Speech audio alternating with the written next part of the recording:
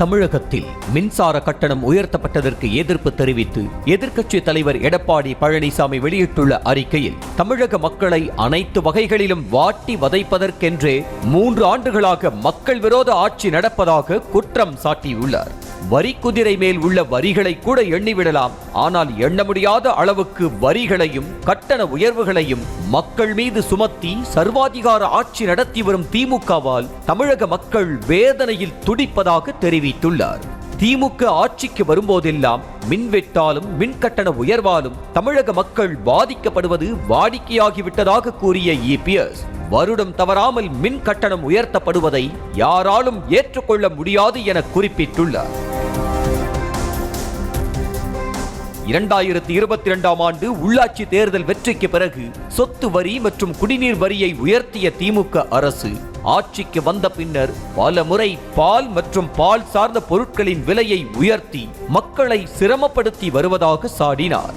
மேலும் ஆட்சிக்கு வந்த 3 ஆண்டுகளில் 2022ஆம் ஆண்டு செப்டம்பர் மாதத்தில் முதல் முறையாகவும் 2023ஆம் ஆண்டு செப்டம்பரில் 2வது முறையாகவும் தற்போது 3வது முறையாகவும் மின் கட்டணத்தை உயர்த்தி தமிழக மக்களின் தலையில் பேரிடியை இறக்கியிருப்பதாக குற்றம் சாட்டினார்.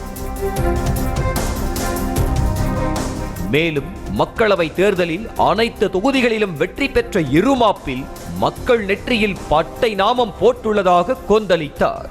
ஏப்ரல் மாதம் முதல் ரேஷன் கடைகளில் பருப்பு பாமாயில் வழங்காமல் மக்களை துன்புறுத்தி வருவதாக தெரிவித்துள்ள இபிஎஸ் ஆட்சிக்கு வந்தவுடன் மாதம் ஒருமுறை மின் கட்டணத்தை கணக்கிடுவோம் என்ற திமுகவின் வாக்குறுதி என்ன ஆனது என கேள்வி எழுப்பியுள்ளார்.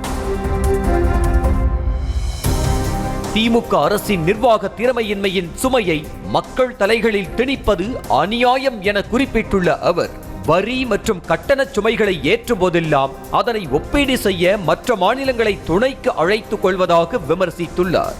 தமிழகத்தில் ஆட்சி செய்யத்தான் மக்கள் வாக்களித்தார்களே தவிர மற்ற மாநிலங்களுடன் ஒப்பிட்டு வரி சுமையை மக்கள் தலையில் கட்டுவதற்காக யாரும் வாக்களிக்கவில்லை எனவும் காட்டமாக தெரிவித்துள்ளார். கேள்வி கேட்க யாரும் இல்லை என்ற மமதையில் முதலமைச்சர் மு.க. ஸ்டாலின் தலைகணத்தோடு செயல்பட்டால் தமிழக மக்கள் தக்க பாடம் புகட்டுவார்கள் என எச்சரித்துள்ள இபிஎஸ் மக்களின் கோபம் எரிமலையாக வெடிப்பதற்கு முன்னர் உயர்த்தப்பட்டுள்ள மின்கட்டண உயர்வை திரும்ப பெற வேண்டும் என வலியுறுத்தி உள்ளார். செய்திகளை உடனுக்குடனும் துல்லியமாகவும் தெரிந்து கொள்ள சப்ஸ்கிரைப் பண்ணுங்க.